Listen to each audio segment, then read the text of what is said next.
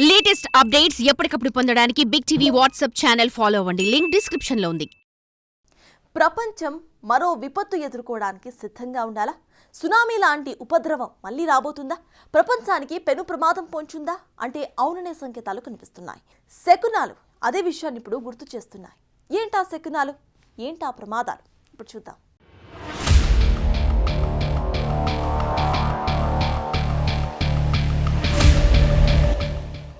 Doomsday fish.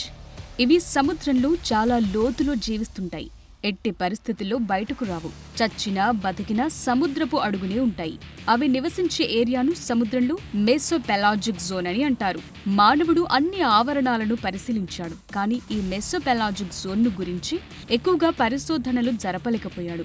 ఎందుకంటే ఇది సముద్రంలో దాదాపుగా 3000 అడుగుల లోతులో ఉండే ఆవరణం. ఇక్కడ పీడనం చాలా ఎక్కువగా ఉంటుంది. ఈ అధిక పీడన పరిస్థితులను తట్టుకుంటూ అక్కడ మనిషి ఎక్కువసేపు ఉండలేడు. అటువంటి ప్రత్యేక పరిస్థితుల్లో నివసించే డూమ్స్డే ఫిష్ ఇప్పుడు యావత్ ప్రపంచాన్ని భయాందోళనకు గురి చేస్తోంది. కారణమేంటంటే ఈ ఫిష్ ఒడ్డుకొచ్చింది అంటే ఏదో ప్రమాదం జరగబోతోందని అర్థం. గతంలో ఈ ఫిష్ ప్రత్యక్షమైనప్పుడు పెను ప్రమాదాలు సంభవించాయి. అందుకు అందరూ జంకుతున్నారు.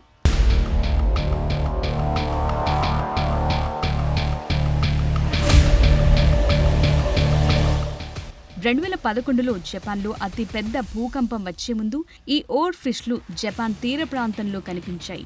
ఆ తరువాత జపాన్లో పెద్ద సునామీ సంభవించింది. ఆ సునామీ ఎంతటి నష్టాన్ని కలిగించిందో మనం చూసాం.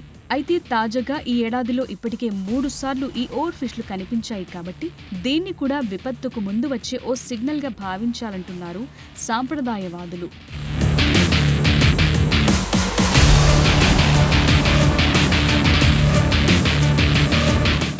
ఈ ఓర్ ఫిష్లను సముద్రపు పాములని పిలుస్తారు.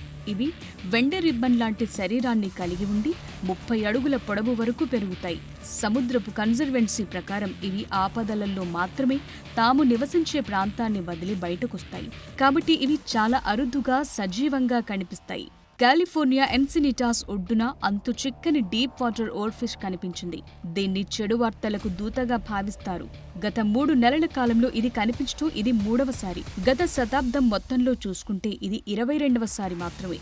అంటే ఈ ఓర్ ఫిష్ ఒడ్డుకు రావటం ఎంత అరుదుగా జరుగుతుందో ఓసారి ఆలోచించండి. అందుకే సునామీ లాంటి మరేదైనా విపత్తు ప్రపంచాన్ని ముంచెత్తబోతోందా అని చాలా మంది భయపడుతున్నారు.